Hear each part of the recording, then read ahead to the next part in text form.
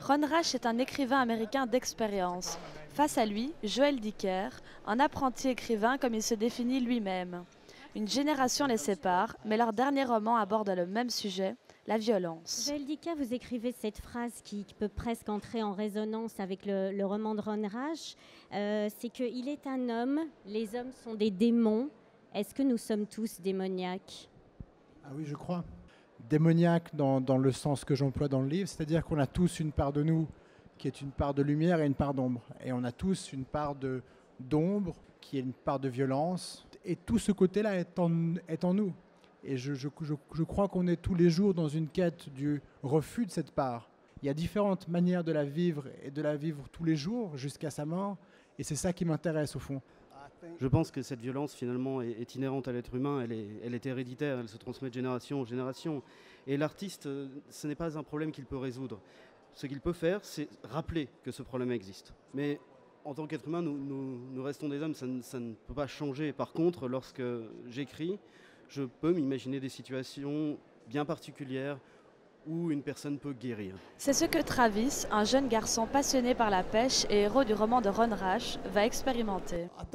Je pense que ce que son père lui avait enseigné, Travis y a certainement cru. Il a cru que l'homme était finalement défini par ce qui constituait un homme, c'était la brutalité, la force. Et dans le roman, il comprend que finalement ce n'est pas ça, être un homme. Pour moi, probablement la plus grande transformation de Travis, c'est de réussir à comprendre quelqu'un, de réussir à voir le monde par les yeux de quelqu'un d'autre. Et c'est intéressant parce que ce dont je parle dans le livre, c'est l'amour au sens très large du terme. Et souvent en français, on parle d'amour comme d'une relation entre deux personnes amoureuses, charnellement, l'une de l'autre. Et je décline, moi, l'amour comme valeur très globale. Amour filial, amour entre amis, amour charnel aussi, mais c'est une valeur qui est beaucoup plus large.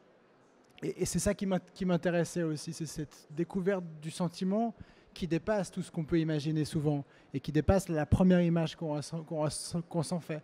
Bien parce que je pense que c'est une partie intégrante de l'humanité, une partie intégrante de l'homme. Travis finalement est comme tout le monde. Il a fini par découvrir des parties de lui-même dont il ne soupçonnait pas l'existence. Il y a par exemple ce moment où Travis a entendu un grand nombre de chansons d'amour et il se demande finalement ce qu'elles veulent dire, il ne les comprend pas et c'est là qu'une partie de lui-même apparaît qu'il ne soupçonnait jusqu'alors pas. Est-ce qu'être un homme, c'est pas aussi accepter ses fragilités et c'est ça que tous vos héros vont découvrir ? Oui, c'est ça. C'est-à-dire être capable d'assumer qui on est et d'assumer seul qui on est et de le faire bien, je crois que c'est ça, être un homme. Deux auteurs s'accordent pour dire que chacun possède une part d'ombre en lui. Cette part d'ombre participe à la construction de la personnalité et on peut soit l'accepter, soit la combattre. Mais souvent, dans les romans, c'est l'amour qui ramènera l'équilibre entre l'ombre et la lumière.